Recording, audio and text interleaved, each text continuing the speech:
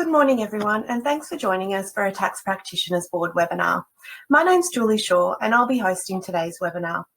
I'm joining you today from Ngunnawal and Ngambri country. We respectfully acknowledge the traditional owners and custodians of country throughout Australia and their connections to land, waters, and community. We pay our respect to them, their cultures, and elders past, present, and emerging.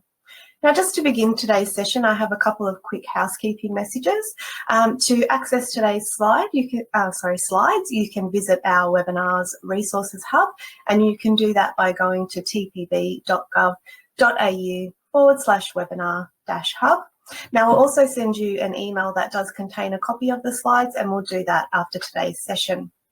Now, today's session does count towards your continuing professional education, or CPE, and you can claim 1 hour for attending today. And just in relation to claiming your CPE, we will issue an attendance certificate to those of you that are staying online for the webinar today. So today we'll begin with a quick refresher on the TPB's mental health and wellbeing policy. Then I'll hand over to our Beyond Blue presenter, who will be sharing some insights about mental health impacts and the current cost of living crisis. You'll also be provided with practical advice on how you can best support your clients experiencing challenges with their financial and mental wellbeing. And then at the end of the webinar, we'll answer some of the common questions that we received during the session today. So if you do have a question, just submit that via the chat box, which you'll find in the top right corner of your screen there.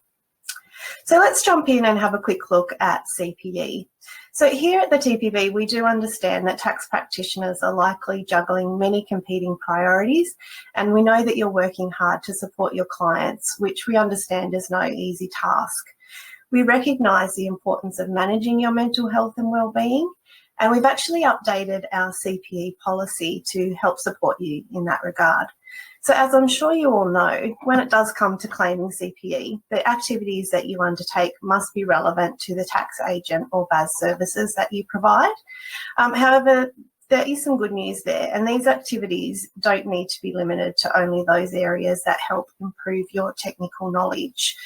Some other areas such as practice management and ethics are also relevant and are important to ensure that you do provide a competent service to your clients. So importantly for today's conversation, your CPE activities can also include up to 10% of educative health and wellbeing activities over your CPE period. So these activities could include attending courses or webinars about how to manage stress and self-care and supporting the mental health and wellbeing of your staff. So now, without further ado, I would like to introduce our speaker for today. We're really fortunate to have a representative from Beyond Blue joining us, and for those of you who may be less familiar with the organisation, Beyond Blue have been providing support and services to people in Australia for over 20 years, and they are the country's most well-known and visited mental health organisation. So I'd like to welcome our speaker from Beyond Blue, Dr. Luke Martin. Luke is a Wellness and Prevention Engagement Manager. Dr. Luke is a clinical psychologist who is focused on driving the social and behavioural changes that help people stay well. Thank you so much for joining us today, Luke. I'll hand over to you now to kick off the presentation. Thank you so much, Julie, and welcome everybody. Thank you for attending today. What an absolutely tremendous turnout, nearly 2,000 people. What a very, very timely conversation we're having today about cost of living and mental health. Today I'm going to speak for maybe 30 or 40 minutes about some of Beyond Blue's insights and what we're learning at the moment about the mental health impacts of the current cost of living crisis. I'll also provide some general advice about how you might support a client who's struggling with their finances and their mental health, and how we might be able to link them into any support that they need. As Julie mentioned, very happy to take questions at the end. I'll leave enough time for that, so please pop them in the questions box. And I guess just to kind of expand on my introduction a little bit, to kind of frame where I'm coming from with this presentation today. So I'm a clinical psychologist by training, who increasingly has developed an interest in how do we help people stay well in the first place. Because we know often that when it comes to mental health, often we wait until a crisis before we reach out and put our hand up and ask for help. So a lot of the focus of my work and the work of the team that I'm on at Beyond Blue is how do we get in earlier and how do we support people before a crisis point. And in the olden days, we used to think about mental health as something that lives inside a person, in their genetics or in their brain chemistry. But these days, we know it's a lot more than that, and that we are very, very influenced by the experiences we have in life and the environments that we spend our time in. So when we're faced with a cost of living crisis, we know that is a really big stress factor that can impact many, many people's mental health. And so the idea of conversations like this, where we can be proactive about managing that stress, can be very, very protective for people's mental health. And so I guess if there's only one thing you take away from today, I guess it's that note that as tax practitioners, even though mental health is not your core business at all, just know that the things you're doing to help people with their financial security is very important in its own right, but it also has a knock-on effect that it can be very protective for their well-being. So it's kind of just a very simple take-out message for today. And equally, I would just like to confess that I know very little about the world of tax. I pay my taxes, my accountant handles all of that for me, and so I really know a lot more about mental health than I do about tax. So I encourage you to take what I present today and digest it for yourself. Take what's useful, disregard what's not, but I hope there are a few points that you can take away to keep in mind as you're working with clients and just keeping one eye open for what might be going on for them and what are some nudges we can put in place around what support's available if they need it. So as I mentioned today, we're talking about cost of living and mental health. I've broken the session into kind of 4 main chapters. The first is just a very quick touch on what's going on in the community at the moment. What are some trends we're seeing at Beyond Blue in terms of people's mental health? So we kind of know, what's the context that this cost of living crisis has entered. Secondly, I'll dive into some of the research that Beyond Blue's conducted with ASIC, the Australian Securities and Investments Commission, about this link between money and mental health. The third chapter will provide some, practical advice around how we might support clients under pressure. And then lastly, I'll link out to lots of resources and support that's available so you know where you can be referring your clients in a very real, practical way. So to start off, let's look at what's happening in the community at the moment. And so there's kind of like really 4 pillars of what we're hearing. So the first is, we're in the wake of COVID. It's not officially over, but we're certainly through the guts of COVID.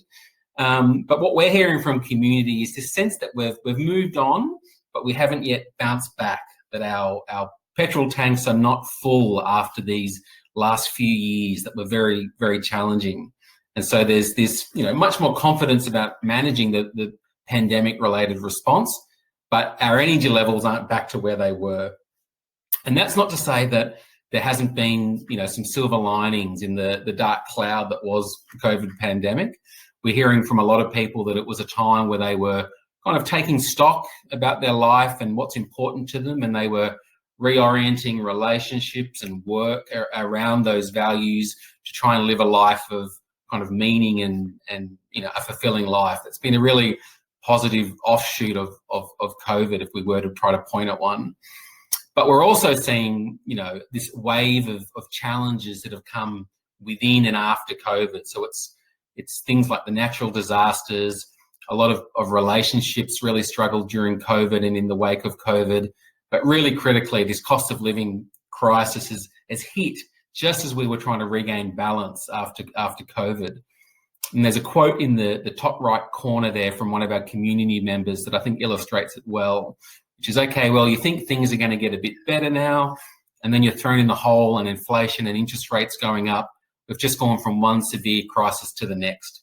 There's very much this sense that we're just struggling to get our balance with the waves of challenges that we're facing as a community.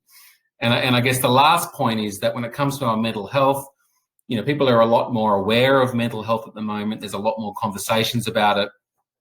But we're still seeing challenges with stigma and people's willingness to seek support. But we're also seeing some real barriers in terms of access and affordability of going to see a mental health professional. Is not as easy as it should be. And we know that that has a big intersection with the cost of living crisis, because often people aren't able to afford to pay to go see a psychologist. We've seen, the Medicare rates to see a psychologist remain pretty stable, but the actual cost that you're charged by the mental health professional has gone up and up and up. So the average consumer is left having to either not being able to afford to see a psychologist, or they're having to space their sessions out. So there's big gaps in between them, just to kind of keep above the water financially. So there's an awful lot going on at the moment, and we know that we're hearing this from lots of social and community services that people who have never previously had contact with places like Food Bank or other organisations that provide those really basic services for people around getting food on the table. They're seeing whole new waves of the community that they've never seen before. I think I saw some data that about a third of Food Bank's customers have a mortgage, which is not their traditional client base. We're hearing that people are really working through the hierarchy of trying to cover their mortgage or rent, trying to keep the lights on, and if there's anything left over, trying to get some food on the table for the family. So there's a very real sense in the community that people are doing it tough at the moment, which is really hard, and it's impacting everybody. The other point I guess to make is that ANZ Bank runs a financial wellbeing survey every quarter to get a little pulse check on Australians' financial wellbeing, and I noticed that in the most recent report, they documented that Australia's financial wellbeing is at the lowest rate that it's been since 2014. So there's a lot of pain in the community at the moment. And then so that really sparked, Beyond Blue's interest in this space and this link between our money and our mental health. And it's the kind of thing where it makes a lot of sense. And it's very obvious that your money influences your mental health. But for a long time, these were kind of two separate worlds that didn't really cross over. So we had the mental health world, and we've developed our understandings of what mental health is and the idea that everybody has mental health. It exists on a continuum. At one end, you might be thriving or flourishing with your mental health, so you're feeling good, you're functioning well each day. At the other end, you might be experiencing a mental health condition. We know that about 1 in 5 people each year will experience something like depression or anxiety, and over a lifetime, it's nearly 1 in 2 people. So we move along this mental health continuum, and many of us sit in between in that yellow, unsettled, struggling zone, depending on what's going on in our life at the time.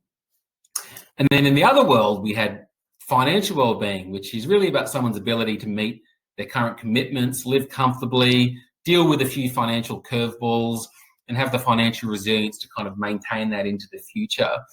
And these literatures and these professional expertise were happening in isolation, but we saw the interaction. We see this cycle that when someone's struggling with their mental health, it can leave them in a trickier position to look after their finances, to maintain their budgeting, to keep on board with all the costs of living.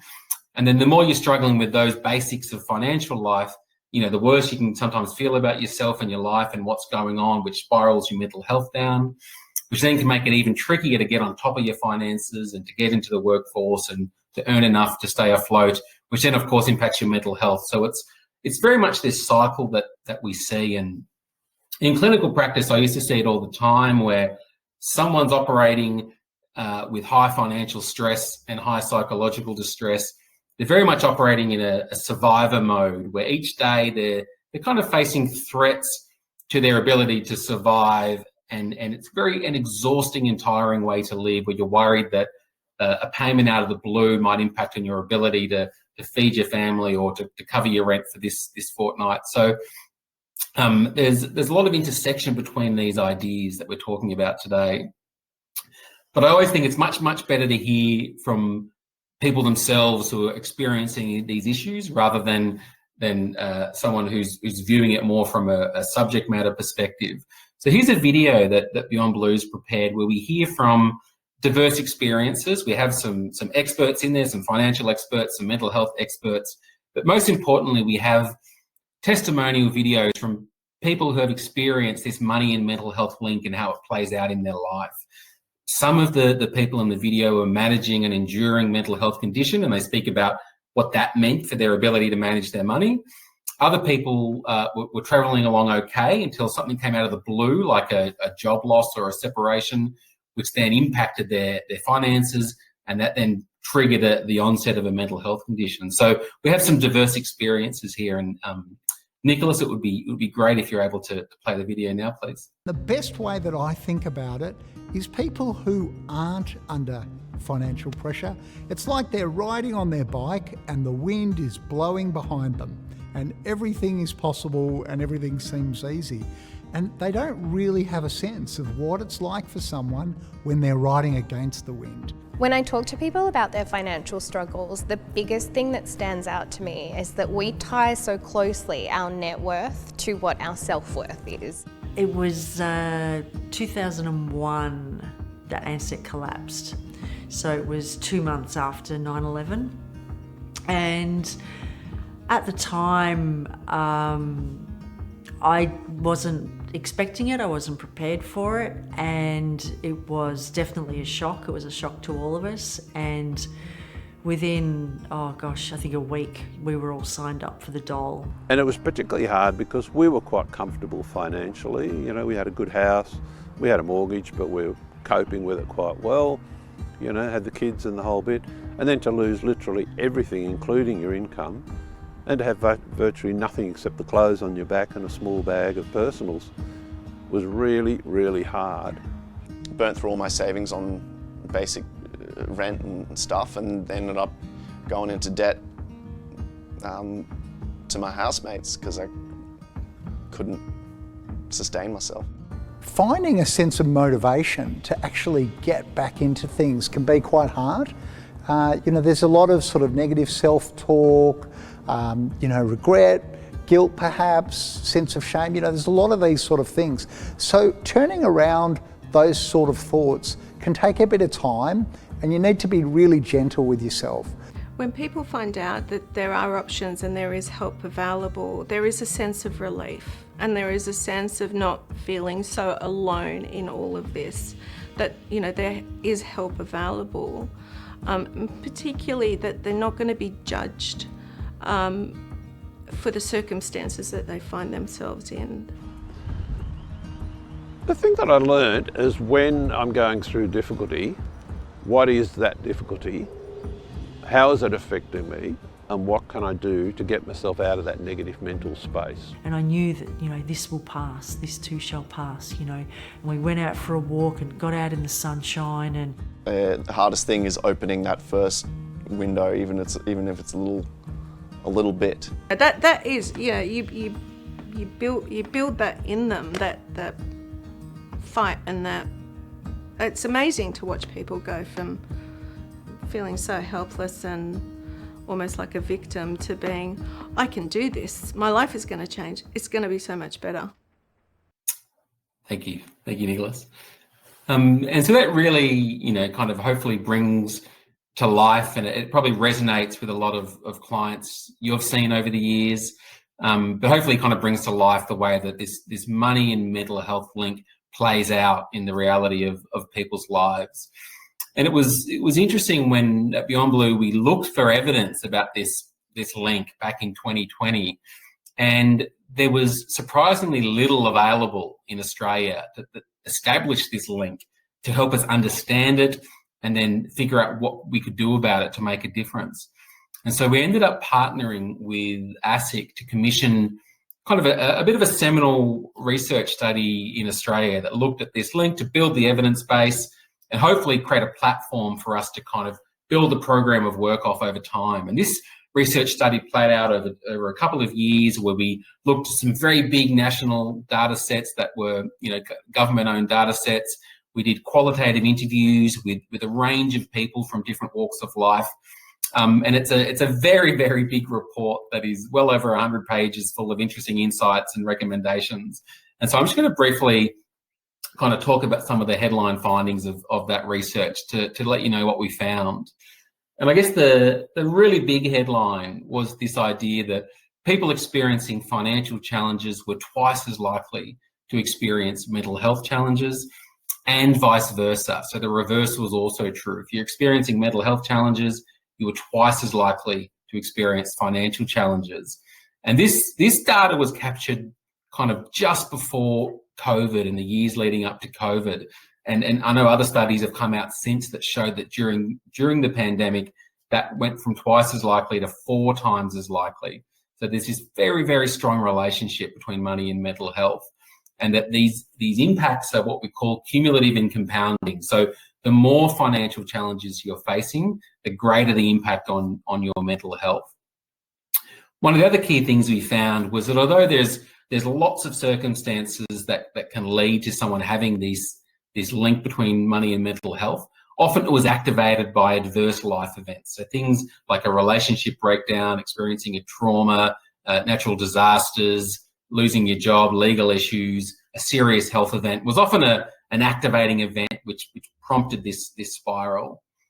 The next issue is, while anyone can be affected, we certainly found that some groups were more impacted than others, and I'll touch on those in a moment.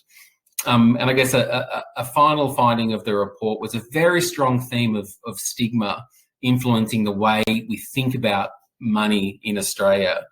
And I guess this dominant narrative that came through in the research was that, you know, people feel a sense of personal failing when they're struggling with their money, and this dominant narrative that it's due to some form of weakness or lack of ability in the individual that they've put themselves in this position. And that stigma, which is attached to a lot of shame and embarrassment and regret and guilt, really inhibits help seeking. It really stops people putting their hand up or starting conversations about the fact they're struggling because they don't want the judgment that comes from that. So stigma is a really big part of this conversation, and it's something we understand really well in the mental health world. We know about the mental health stigma, and we've worked really hard over the last 20 years to address it. I think it's a similar challenge with financial stigma, and how do we pull down some of those barriers to really normalise the fact that a lot of people kind of struggle with their money, and that support is available, and it's okay as an adult to have to learn how to manage your money and kind of plan for your financial future, and how to normalise that conversation. Just to kind of double click on a few of these findings, this graph really shows to me that point that I mentioned about the cumulative and compounding impacts of money and mental health. So this graph, on the x-axis, it's the number of financial hardships someone experiences. And then the bar represents the percentage of people who are experiencing different levels of distress. So if we start on the 0 financial hardships column, and you'll see that 5% of people with 0 financial hardships experience high psychological distress. But as the number of hardships increases along that x-axis, by the time we get to 7 financial hardships, we have 61% of people experiencing very high psychological distress. So there's a very clear relationship there, with the more hardships, the greater the amount of distress someone's experiencing.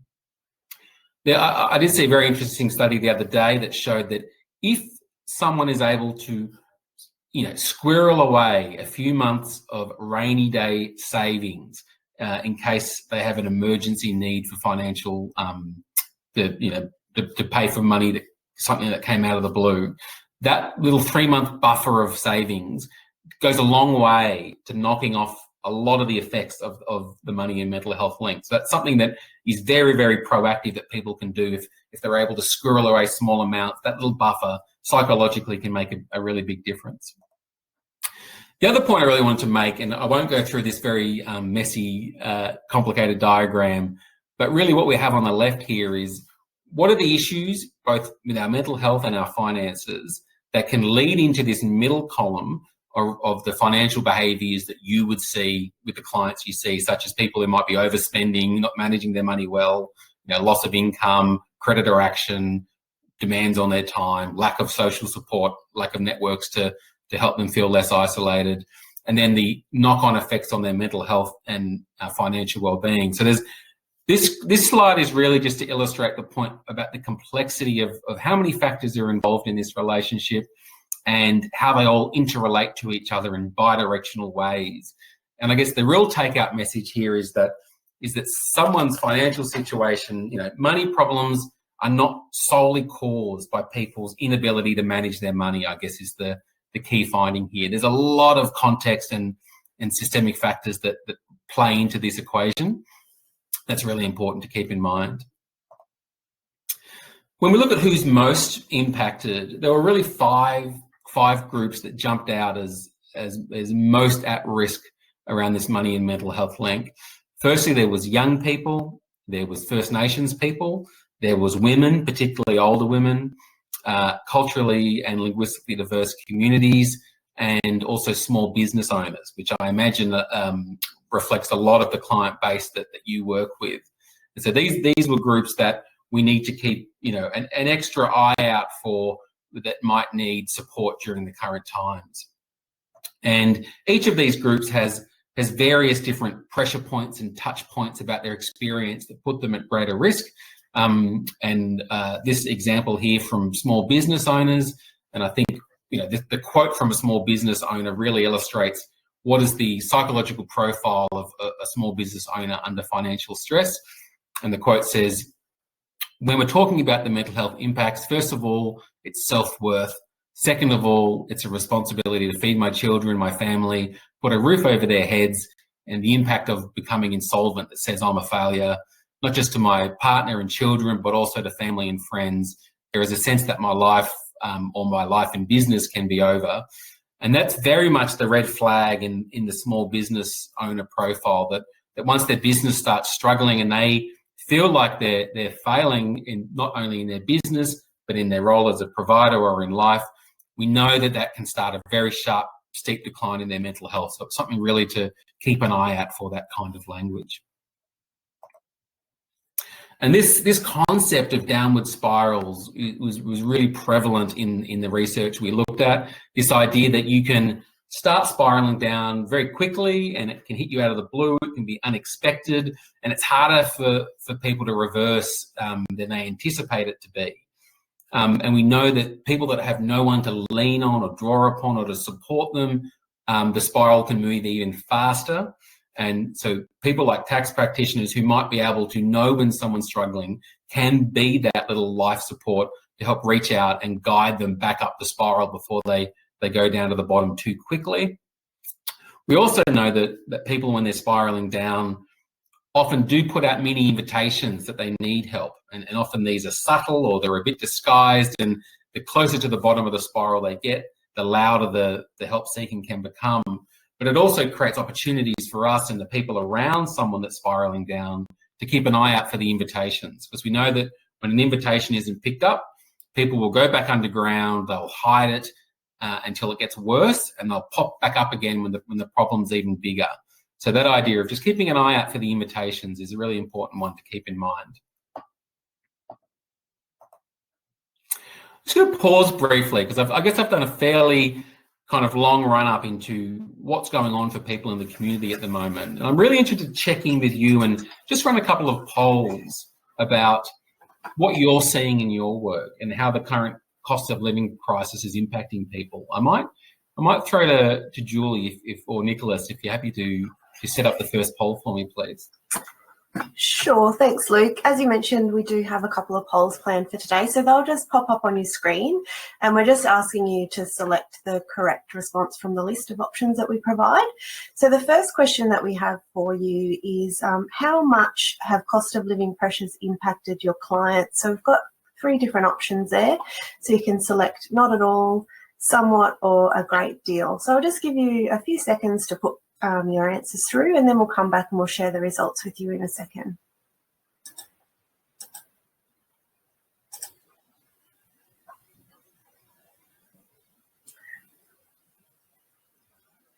We'll just keep that open for a little bit longer.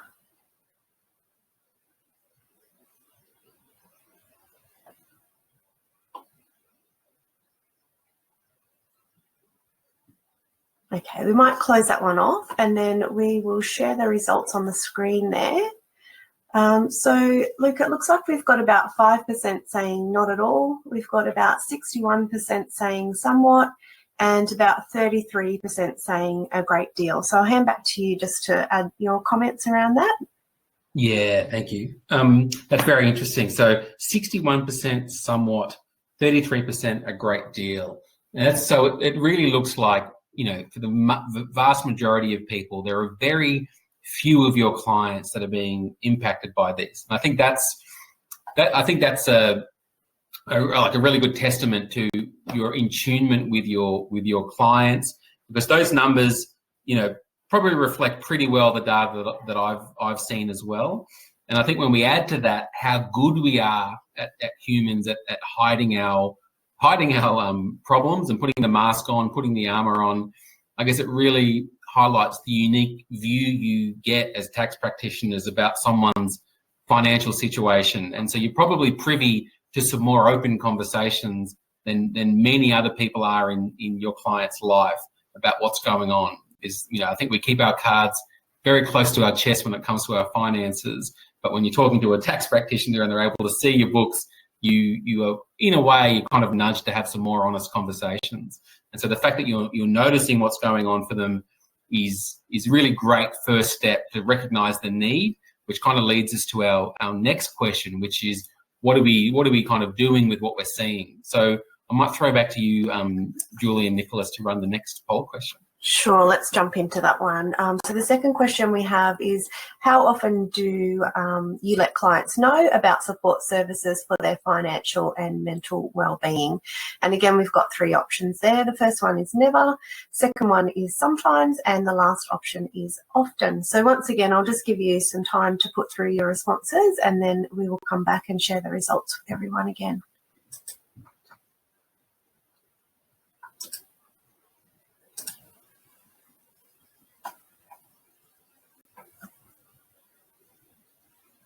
Okay, we've got about a 20% response rate so far, so I'll keep it open just for a few more seconds just to give you a chance to put through your responses.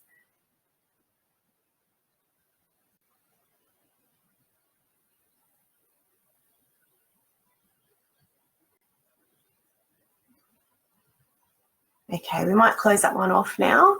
And it looks like we've got roughly 35% saying never, about 55 saying sometimes, and 10 saying often. So thanks everyone for your participation with the polls there. I'll hand back to you now, Luke, so that you can discuss the results again.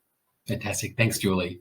And so we're kind of seeing a bit of an average there of sometimes. I guess it depends on which type of client base you're working with and what opportunities present themselves. But I guess I would really encourage you as we move into the next section of the presentation to think about what are some opportunities that might present themselves where you could let people know that there are financial and mental wellbeing supports that are available, and how you might build that into your practice as something you do, and it could be something you do for everyone. So you're kind of sticking within your lane as a tax practitioner. You're not overreaching into people's personal lives more than you feel comfortable doing. But what are some ways we can kind of, at the moment, when so many people are affected, how can we signpost what's out there in a way? So I just plant that seed, and we can come back to that as we move through some of the support options. And so I guess to kind of wrap up the research phase of this, really positively, the research found that if someone makes a positive improvement in their financial circumstances, that will also help their mental health. And equally, if you make positive steps to improve your mental health, that can also improve your financial circumstances. So positive steps in one direction have a knock-on effect into the other direction, which is a really positive finding and really points to the fact that upward spirals are possible, and the support of professionals makes a difference. Secondly, that what the research found was the value of positive support. And so while there was a lot of recommendations in the report, from really big picture policy things around income support to really help lift people out of poverty, There was a lot of recommendations for financial services and products and how we might design them with a wellbeing lens. There was a lot of recommendations about what individuals can do to build their financial literacy and their capability to manage their money. The really big opportunity was for how do the professionals that have contact with people in financial stress, how do we arm them up and build their capacity to have a supportive, empathic kind of help-seeking conversation? And I've been working a lot in recent months with banks and with utility providers and a whole range of organisations just to look at how do we have that listening ear to what someone might be needing at the moment and link them into support. And it doesn't necessarily have to be a big thing. A lot of the examples that came out of the research were tiny examples of when an accountant or a financial advisor, would catch a client in a bit of a catastrophic spiral about their money and their mental health, when they might have been struggling to repay their mortgage. And they would just have that very nice guiding ear to say, well, do you know you can actually negotiate this with your bank? You can actually come up with a payment plan that works for you and them. You don't necessarily have to fold on the debt. There's ways of proactively working through this. And that was a bit of an aha moment for someone, that they have a little bit of agency in the situation they found themselves in, and there might be a way to get out of this hole. And some of those little coaching conversations where you can kind of just shine some spotlights on blind spots can make a world of difference for someone, from going from there's no hope, I can't deal with this, to, or maybe there is a pathway out of this. We can't underestimate how important those small nudges are. Which brings me to the next section, which is around just some basic advice for supporting clients under pressure. So how do we, first of all, recognise that someone might be under pressure, and what supports might we link them into?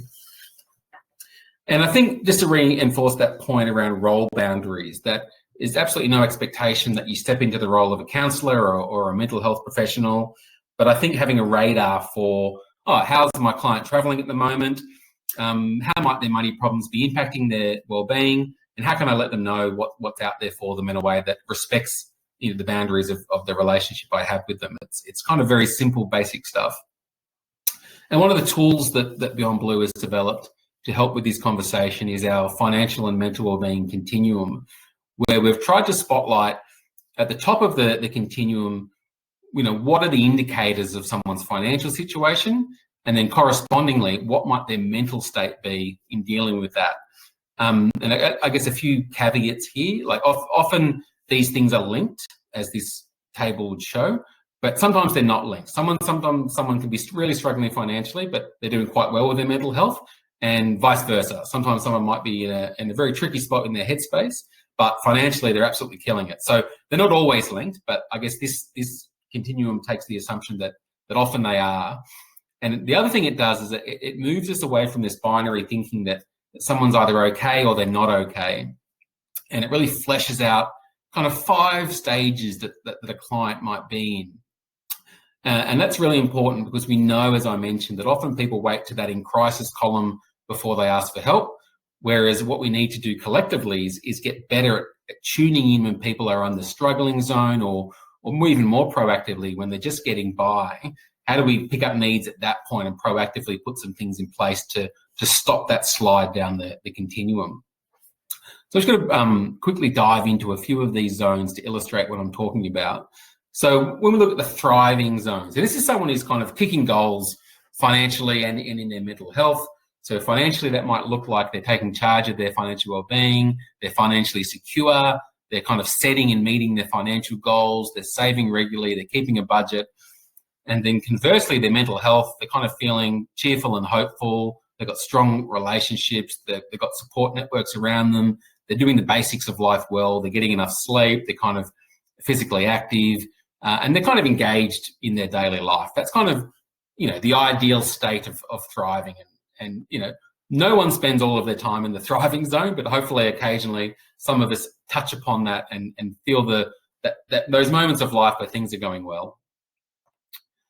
At the other end of the continuum, we have the in crisis zone. And so this might be someone who has no savings, they can't meet their basic needs, they have unmanageable debts, they're kind of avoiding financial institutions and creditors, they're not opening their mail, they're not answering phone calls, Maybe they've got debt collectors chasing them. They've got eviction notices. Maybe they've got bad credit history. Maybe they're involved in kind of financial abuse or coercion dynamics. That's someone who's very, very much struggling financially, and correspondingly, they might be feeling very exhausted, anxious, defeated, feeling a bit hopeless about life and helpless that they can manage their way out of it. They might be quite isolated from others, might not be doing the basics of self-care, and they're really kind of unmotivated to kind of get out of bed each day and do the daily activities of life. And then in the middle, we have the getting by and struggling zone. So this is where kind of a lot of clients might be at the moment, where they might have no long-term savings, but they've got a rough budget. They might not be able to deal with too many financial emergencies. And their mental state is, I'm kind of under the pump and I'm getting by. I'm not kicking many goals, but I'm not struggling too much. They're kind of in that grey zone where there's some impact, but not a great deal. And you can see how quickly that could shift into the struggling zone if they were to be hit with a curveball or two. They could very easily fall behind on their debts. They could, might have an expense they can't cover, and they can kind of slide into this feeling a bit more worried, a bit more stressed, a bit more overwhelmed, and maybe they're a bit more withdrawing into themselves as they slide down the continuum. And I guess traditionally, we're not great at picking up people in this grey zone and offering proactive support. So it's really important to keep an eye out for these indicators. And in terms of providing support, some really basic advice is that when you've identified a need and you're holding a conversation with a client, just the importance of being very open and warm, listening more than you talk, taking that real no judgment lens to their situation, not pointing fingers or blaming them for the situation, but just kind of being that very open listening ear to help explore what they're going through with a bit of curiosity and non-judgmental ear is absolutely critical as a lubricant for that being an effective conversation.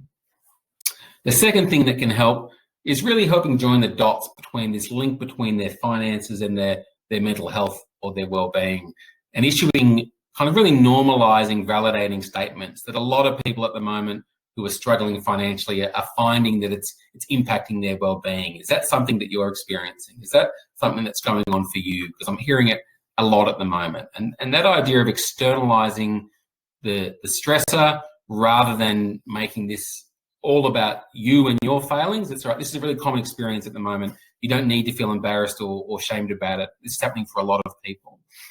The third step is really connecting the person into resources and support, and then really coming up with some really basic little action plans for what's one thing we might do out of this conversation that takes a positive step towards managing their money or their mental health. I guess the fourth point is really helping increase their perception that they have options.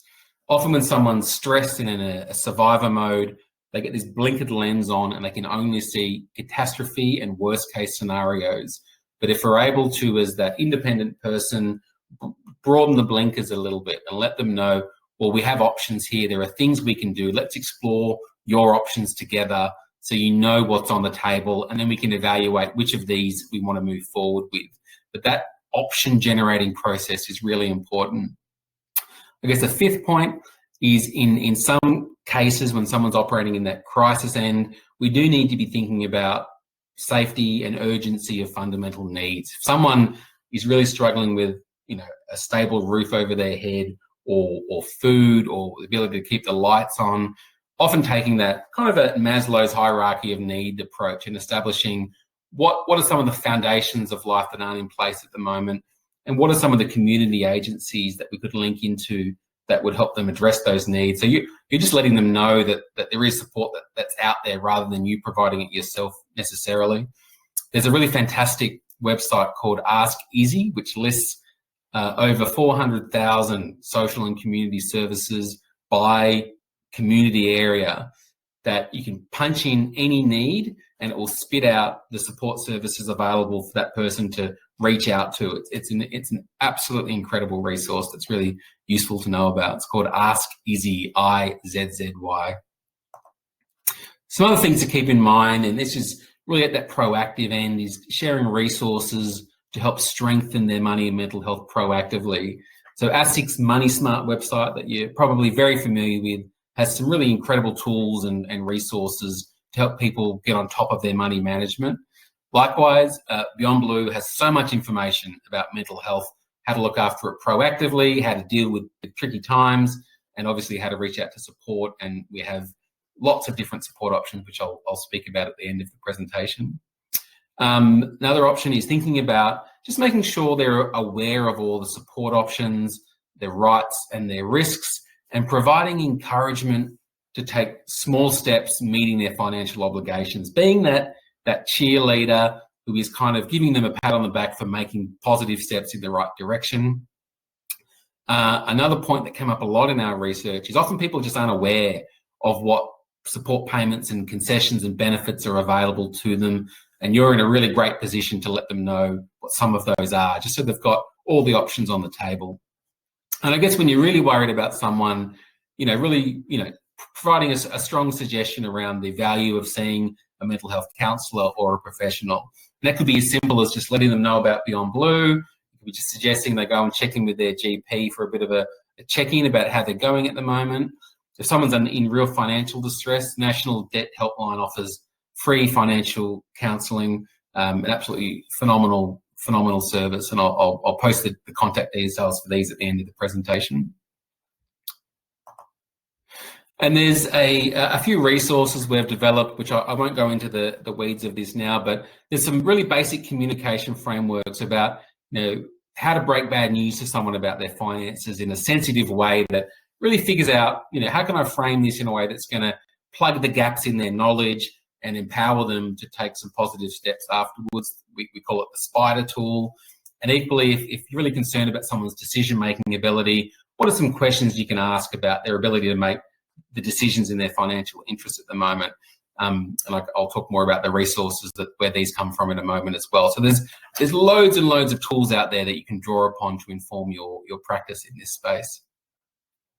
And I guess just a really obvious point that, while there's great value in supporting your clients in a very holistic way, you really need to look out for yourself as well. And your mental health will be affected by the issues we're talking about, but also being a supporter can be draining. And the old adage that you can't pour from an empty cup is really, really important. So just a gentle reminder just how important it is to schedule time out for yourself, make sure that you have hobbies and interests outside of work, just make sure that you're connecting in with the people you care about often enough and that work isn't kind of consuming your life too much. Ensure that you're doing the basics, where you can, getting some action, some exercise, making sure your diet isn't off the rails too much, and getting a good night's sleep as often as you can. Setting boundaries, so you're logging off, clocking off, saying no to things. When you're really under the pump, one of the most effective things you can do is just raise the bar for what you say yes to, and just reduce the inputs and demands at the moment. And for you as well, Beyond Blue is here for you as well, seeking help when it's needed, reaching out to the supports that are available, and just broadly, just reflecting on what is it that makes you tick in life, and are you getting enough of that in your weekly routine, and scheduling it in if you're not. The way that you might schedule a meeting with a client, schedule in the stuff with yourself that you need to feel at your best, and so that you're kind of filling your cup up each week or on a very regular basis in the least. Just before I finish up, I just wanted to flag a few things. So Beyond Blue, we have a financial wellbeing page which contains a lot of information that you could share with your clients. We also have all of the research I've mentioned, the reports on this page as well. There's a QR code on the screen there if you wanted to jump through to that page now. And this is probably the single best gateway page if you wanted to access the things that I'm talking about today. A lot of the content I've drawn on today comes from a new guide that we've released, which is the Services Guide for Financial and Mental Wellbeing. And this really steps through the continuum that I mentioned and all of the support options that are in place that you can link clients into. The other thing we're about to release is a money and mental health online training, which uses a lot of lived experience stories to give you that emotional understanding of what someone might be going through. And then we hear firsthand what was helpful, what were the things that professionals did who I came in contact with that made a difference and helped me get things back on track. That course will be coming out in the next couple of weeks, and you'll be able to access it from the financial wellbeing page that I mentioned. Obviously, Beyond Blue has a very broad range of support. I think we're most well known for our helpline, but we have lots of other support options, including an online peer support community, which is thriving. You can chat with a counsellor, you can email a counsellor. There's a lot of different ways to get in touch. We have dedicated supports for small business owners. We have a new Access for Small Business Owners program, which is 6 sessions of mental health coaching for small business owners that evaluations show that it achieves recovery rates over 70%. It's an incredible program. I'm really happy to talk more about that if we need to in the Q&A. And broadly, there's a whole raft of other supports that exist out there in the community. And 2 that I mentioned in the presentation, the National Debt Helpline, 1-800-007-007, and the Money Smart website are really great, broad places to send clients to take proactive action around their money and their mental health. A massive thank you for listening to this presentation. Apologies I spoke at you for so long.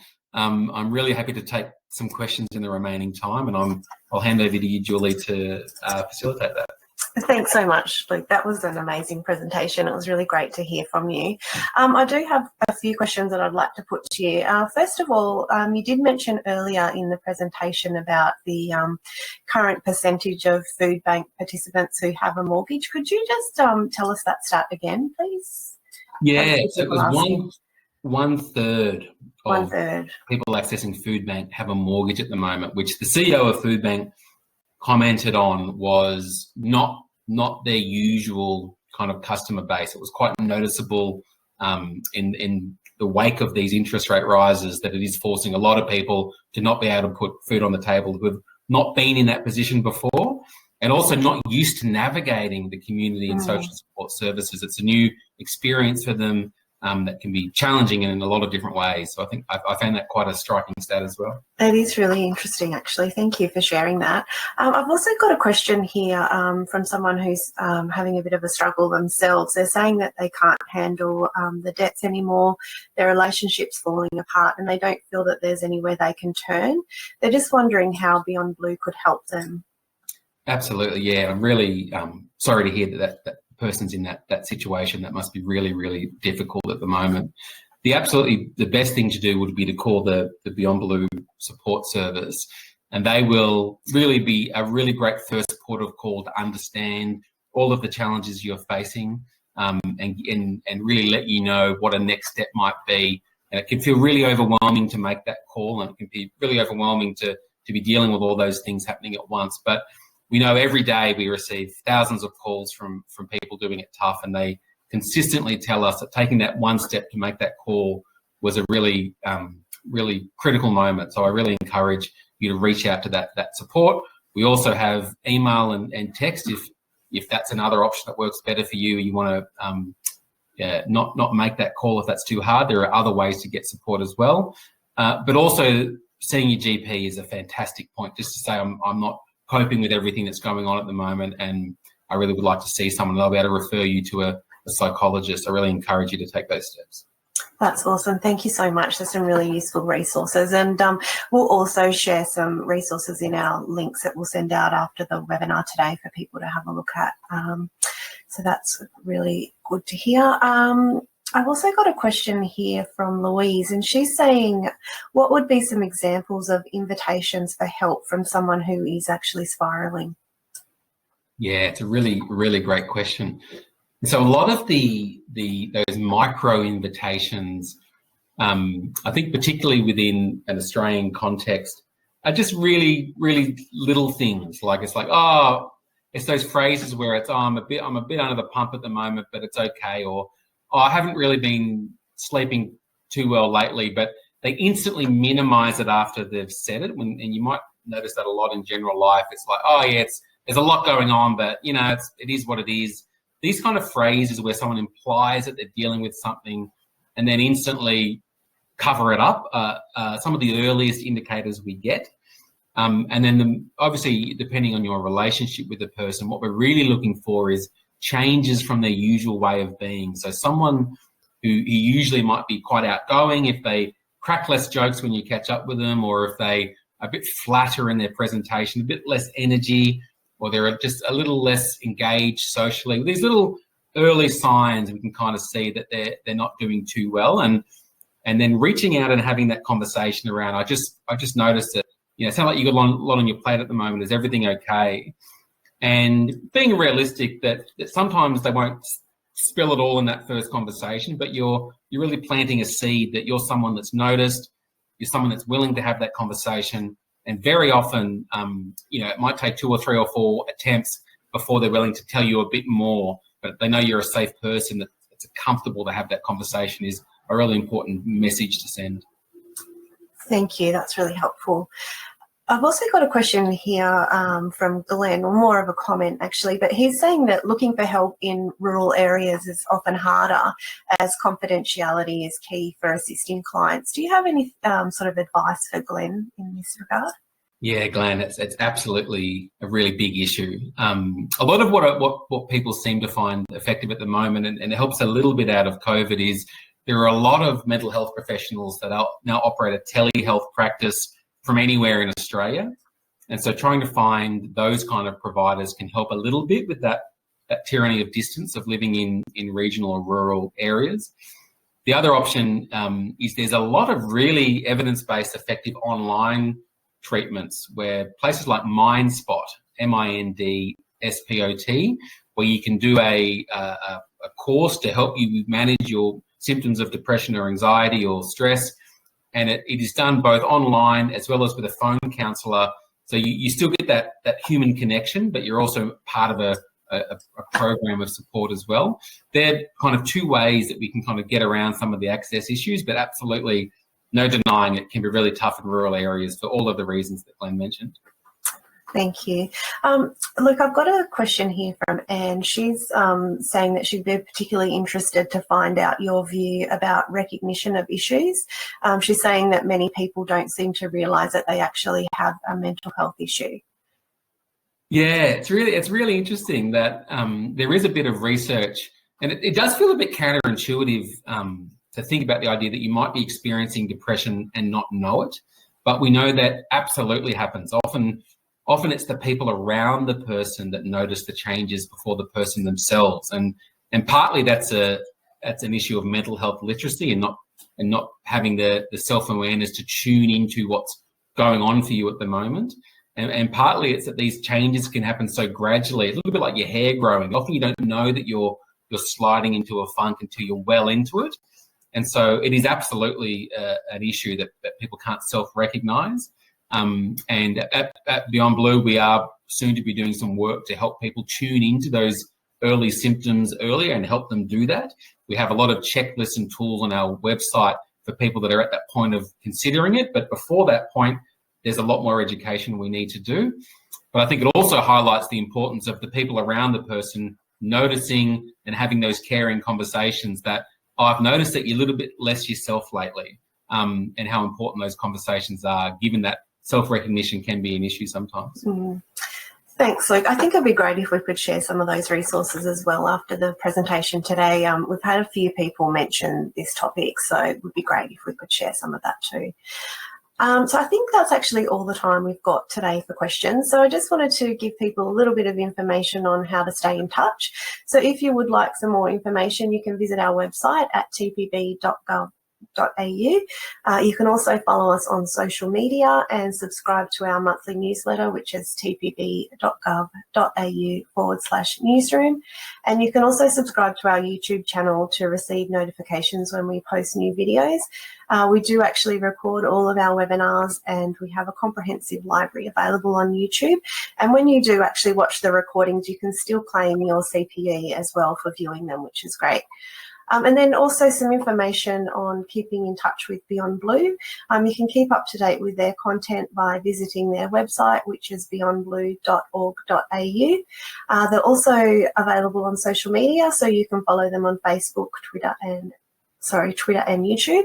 And as I mentioned, we will send some of those resources that Luke's talked about today following the presentation. So we'll give you some links to look at as well. And just to finish up, I do want to say a big thank you to Luke for providing all that amazing information, and thank you to everyone in the audience for joining us today. We do hope that you found this session beneficial. I think there's been some really important conversations today, and it's also a really good way to keep up to date and to count points towards your CPE. If you are interested in attending more of our webinars, you can do so by going to our website, tpb.gov.au/webinars. And also we do have the second webinar today at 1:30, which will be covering outsourcing and offshoring. So if you do want to attend that, you can still register. Just jump on our website, as I said. And finally, I'll be launching an exit survey, which will just open up in your browser once you leave the webinar. And we would really appreciate it if you could take the time to complete it. It's very quick, only takes a moment, and it does give us some valuable feedback and helps us in terms of topics that might be of interest to you for future webinars. So once again, I just want to say thank you so much for joining us today, and we do hope that you enjoy the rest of your day. We'll talk to you soon. Thank you.